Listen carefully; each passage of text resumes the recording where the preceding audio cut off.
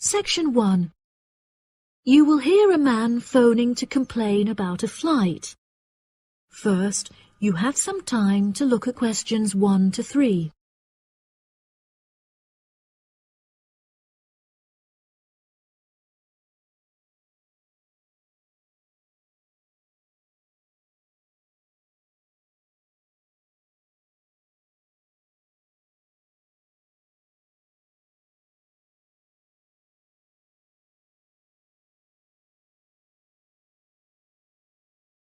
You will see that there is an example that has been done for you.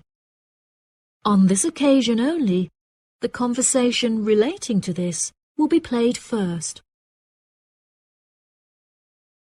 Hello, you have reached the complaints department. How can I help you? Yes, hello there. I am phoning to make a complaint regarding a flight that I took with you recently. Okay. There are some details I will need to take from you first. May I have your name, please? Jack Dawson. That's D-A-W-S-O-N. The name of the man is Jack Dawson, so Dawson has been written in the space. Now we shall begin. You should answer the questions as you listen, because you will not hear the recording a second time. Listen carefully and answer questions 1 to 3. Hello, you have reached the complaints department. How can I help you? Yes, hello there. I am phoning to make a complaint regarding a flight that I took with you recently. Okay. There are some details I will need to take from you first. May I have your name, please? Jack Dawson. That's D-A-W-S-O-N. And your address?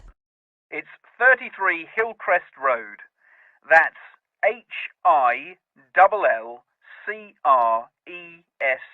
33 Hillcrest Road. Is that in Exeter? Yes. And what is the postcode of the residence?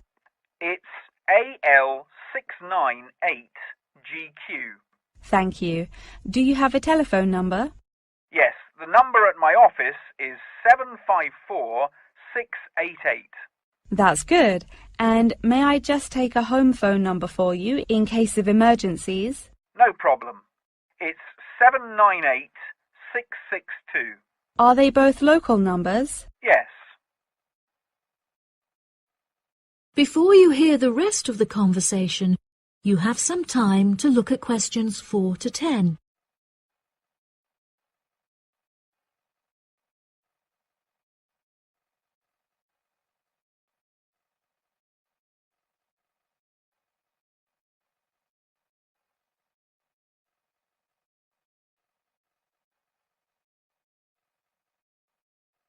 Now listen and answer questions 4 to 10.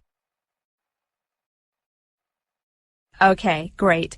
Thank you for your patience. Now, what is the nature of your complaint? I'm phoning to complain about a flight I took recently. I always take certain measures to ensure that I will be comfortable. For example, I always pay the additional cost for extra legroom, and I always arrive punctually for the flight to make sure that I'm seated beneath an air conditioner. Unfortunately, I was disappointed to find that the air conditioning on the plane was broken, so I spent the entire flight in discomfort as it was too hot and the air was stuffy. I see. I do apologize for this fault with the air conditioning.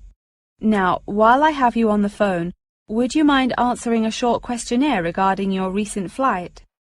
Sure. Okay, let's get started. What did you think of the food that was served to you during the flight? I thought that it was inexpensive and quite delicious. However, I was still very hungry afterwards, as it was a very small portion and more of a snack. Providing a snack for lunch is not reasonable. Okay, I have noted that down. What was your opinion of the quality of service that you received from our staff on board? The staff was very helpful, but each time I pressed the button to request service, it took a long time for a staff member to arrive. I found this frustrating, as there just weren't enough staff on board the flight to be able to serve all the customers. Okay, that's great. Thank you very much for answering those questions. Are there any other parts of your travel experience that you would like to comment on? Yep. The process of moving through security was very quick and helped to make my travel experience stress-free. Okay. Do you have any extra comments on the services you received during the flight? Yes, I thought that the seats were very uncomfortable and looked very old. They were also in need of repair, as the recline feature on my chair was broken, so I could not go to sleep for the whole flight.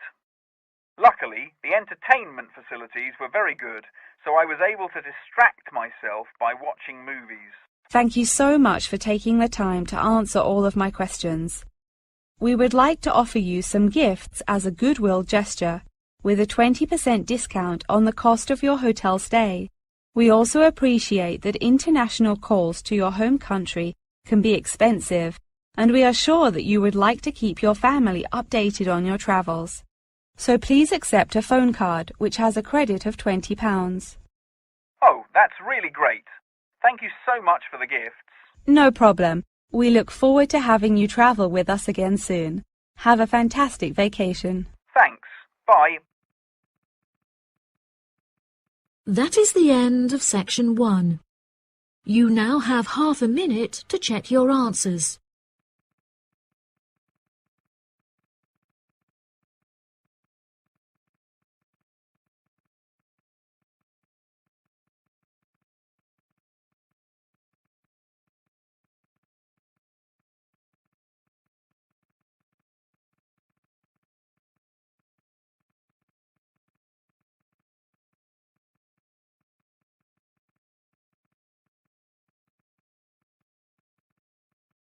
Now turn to section 2.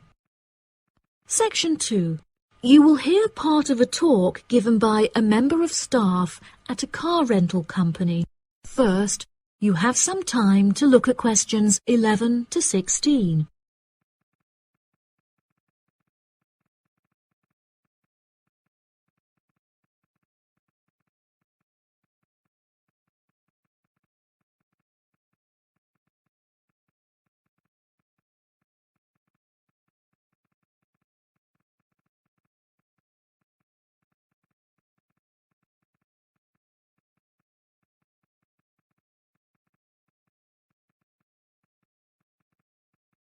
Now listen carefully and answer questions 11 to 16.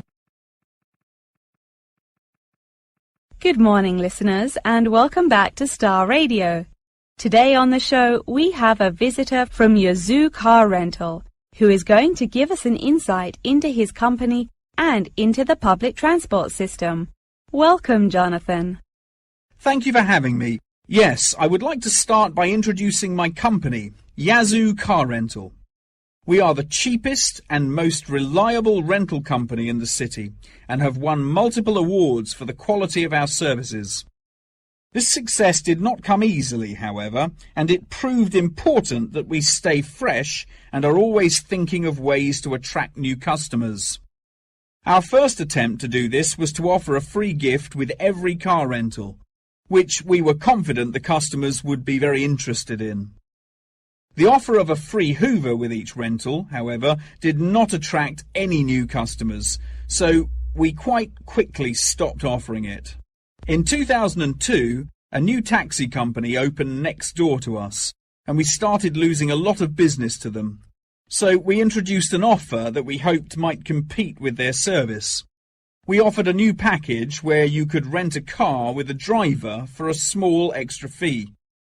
By introducing this offer, we found that all of our customers preferred to drive the cars themselves.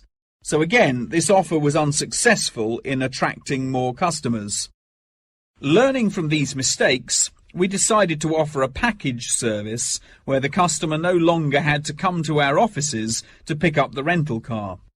Instead, we could drop off and pick up the car anywhere in the city to make the customer's experience a lot more stress-free. This offer was very popular and increased our profits by 30%.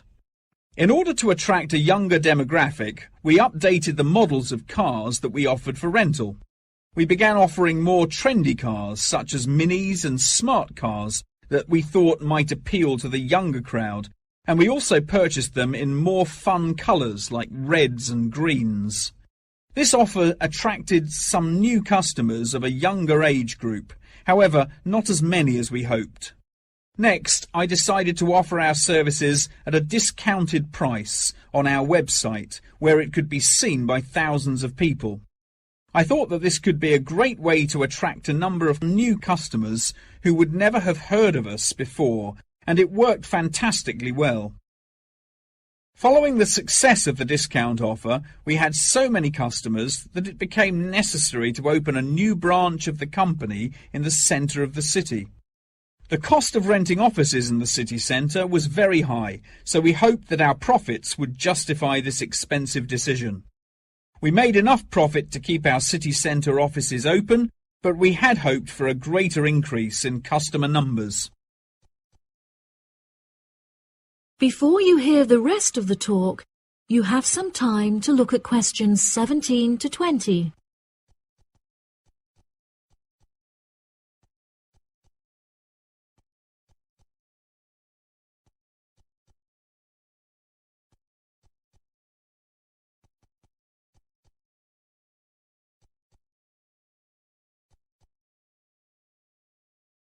Now listen and answer questions 17 to 20. Now for the second part of my talk, which is on the topic of public transport. There are many benefits to public transport. For example, the recent introduction of bus lanes has meant that buses are now unaffected by traffic jams and are able to stay on schedule. Unfortunately, as fewer and fewer people are taking the bus nowadays, the service has become quite inefficient. This reduction in passengers may be due to the stories in the newspaper about the dangers posed to pedestrian safety by the buses. However, this is largely untrue, as buses are responsible for far less pedestrian-related accidents than cars. I use the bus service often, as car petrol is so expensive nowadays that the bus is far more affordable. However, if I am in a rush, I prefer to take a taxi, as they tend to get you to your destination very quickly, so you can remain punctual for your appointments. I also very much enjoy flying to my destinations, as the service is incredibly fast and the airports are always very easy to find. Personally, my favourite mode of transportation is the bus. Due to the lack of people using the service, I have found that the buses are never overcrowded, so there is always a seat available. They are also never dirty, as they get cleaned regularly.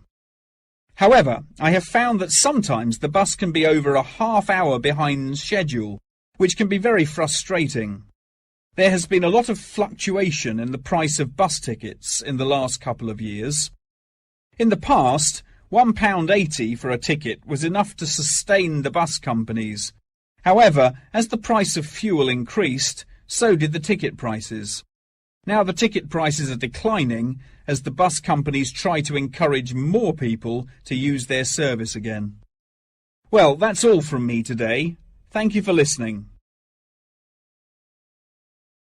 That is the end of section 2. You now have half a minute to check your answers.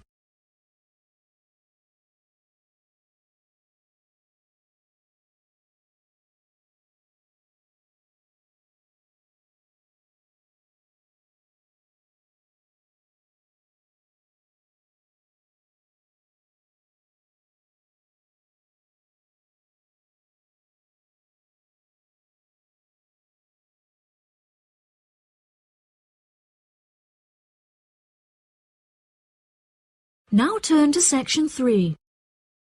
Section 3. You will hear a conversation between a student and her professor discussing an assignment. First, you have some time to look at questions 21 to 25.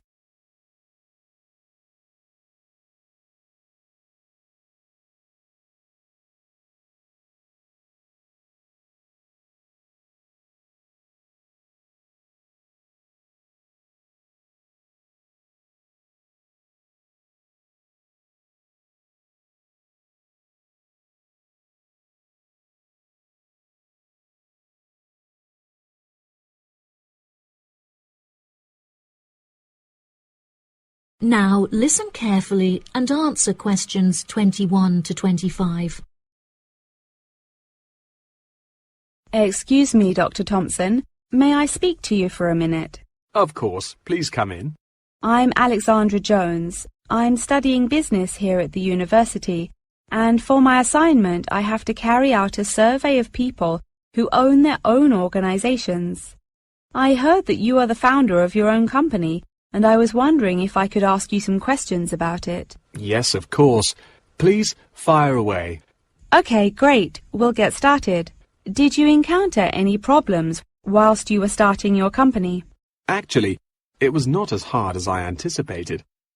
I started out with very clear objectives, so I knew exactly what I wanted my corporate identity to be. It was very difficult to find the correct premises, as the property market in London is so competitive, but eventually I found the perfect site. The hardest part was structuring the business, as I had no formal template, so I had to create it myself. Yes, that is very impressive. Was it difficult dealing with staff? It's always tricky trying to satisfy a group of people with varying interests. However, I didn't encounter many problems. I found it very important to make the staff feel appreciated. So I hosted a staff day where we could all introduce ourselves and get to know each other as individuals. I was also able to talk to them about the type of work that they would be doing and gave them the opportunity to share with me the issues they had with the allocation of the work. Okay. Did you hire a management team, or did you take on the role of the manager? Oh no, I already had enough tasks to take care of. I employed someone else to take on the role of the manager.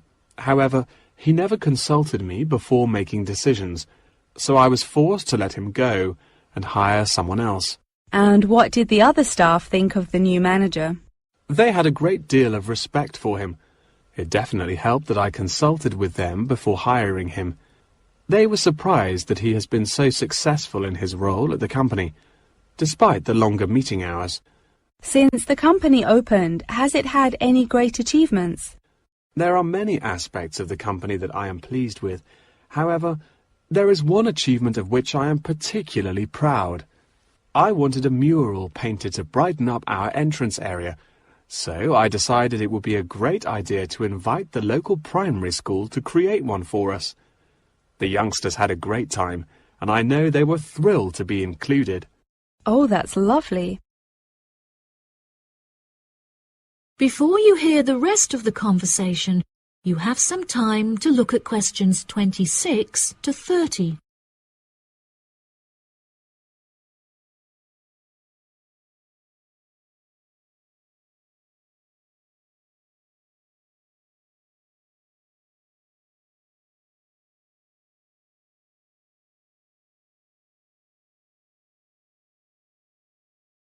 Now listen and answer questions 26 to 30.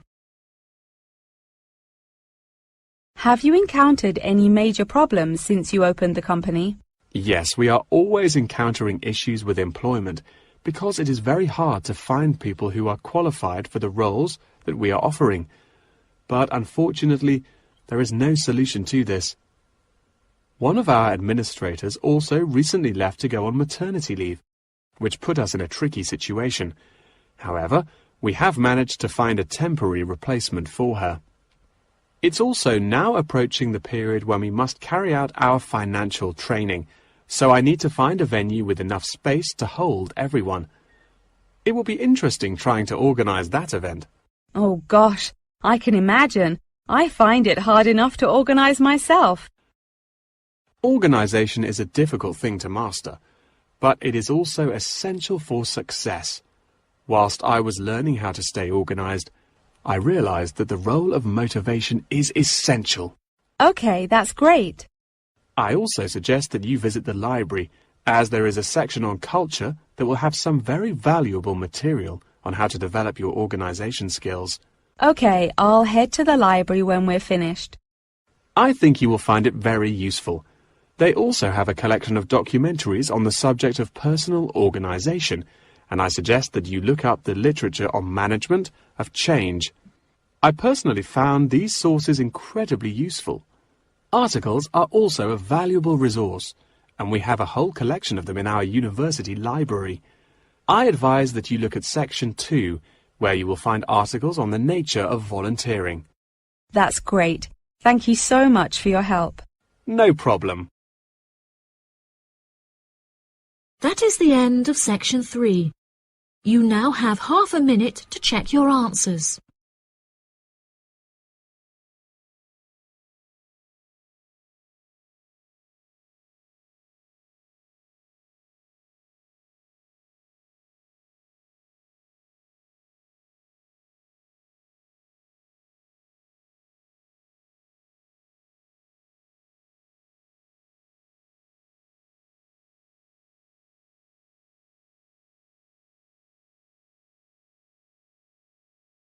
Now turn to Section 4. Section 4. You will hear a talk on the research of architecture. First, you have some time to look at questions 31 to 40.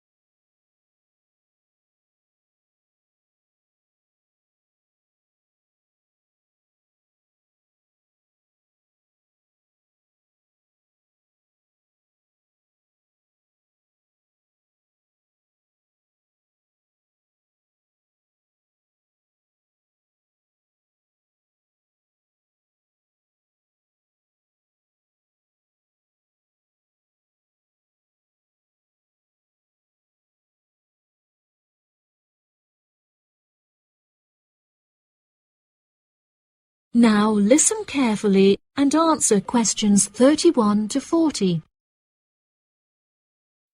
Welcome, class, to your very first lecture in this series on architecture, conducted by myself, Dr. Torben Dahl.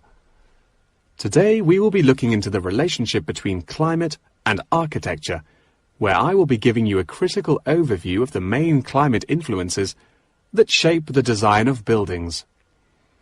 Throughout this lecture series, we will be looking at the latest research into climatic design carried out by experts in the field, in addition to case studies and examples drawn from modernist practice, both in cities and rural areas. Now, acid rain is one of the climatic elements with the most devastating effects on our architecture. The chemicals in acid rain can cause paint to peel, corrosion of steel structures such as bridges, and erosion of stone statues. Since the 1970s, our government has been making great effort to reduce the release of these chemicals into the atmosphere, with positive results. Private organizations have also been raising awareness and funds, and recently received a huge donation from the bank. It is interesting to look at the studies that have been carried out into the effects of acid rain at varying altitudes. Research has shown that there are lower levels of acid in the damaging pollutants at higher altitudes, meaning that skyscrapers are much less vulnerable to the negative effects, as they are exposed to acid rain with far lower levels of damaging pollutants. Recently, the ALTA project was founded to carry out further research into acid rain. This project is directed towards studying the effects of acid rain on old, traditional buildings of stone construction that are vulnerable to damage caused by acid rain. Masonry is particularly vulnerable, as it is easily corroded and weakened by the acidic chemicals. It is imperative that we protect these buildings, as they are valuable examples of our history and culture.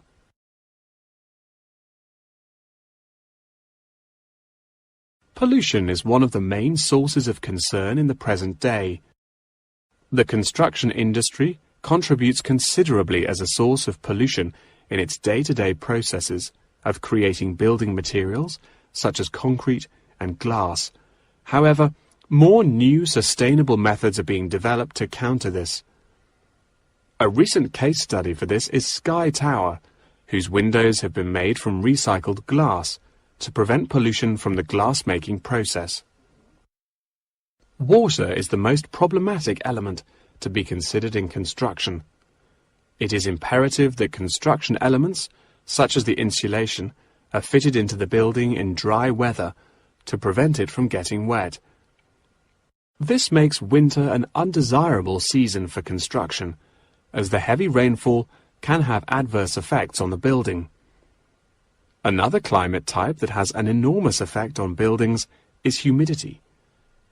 Constructions made of steel and stone are largely unaffected by humidity. However, it can have a serious effect on wooden constructions if the timber has not been correctly treated. Moisture from the air can condense in the grain of the wood, which then swells and shrinks in proportion to the magnitude of change in its moisture content. This variation in size can have disastrous consequences. In areas of the world that are prone to earthquakes, certain design and environmental conditions are preferable for protecting buildings in the event of a tremor.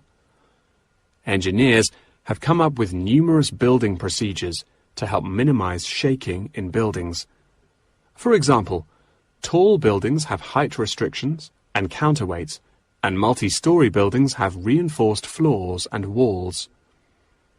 Ground conditions are a cause for worry in many constructions, as often the soil is of the wrong density to protect the foundations. Luckily, technology has now been developed that can help to minimize damage by earthquakes. Seismic sensors can give prior warning when an earthquake is about to happen, so that preparations can be made to protect both the people and the buildings from harm. The movement of building structures can now also be measured and monitored over time by architects. It has been expressed by architects within the design community that it would be valuable to be given special courses for designing buildings within earthquake zones. Guidelines are also expected to be produced by the government in the near future that will give architects a universal checklist to follow. That wraps up the lecture for today. Please remember that attendance is mandatory. That is the end of section 4. You now have half a minute to check your answers.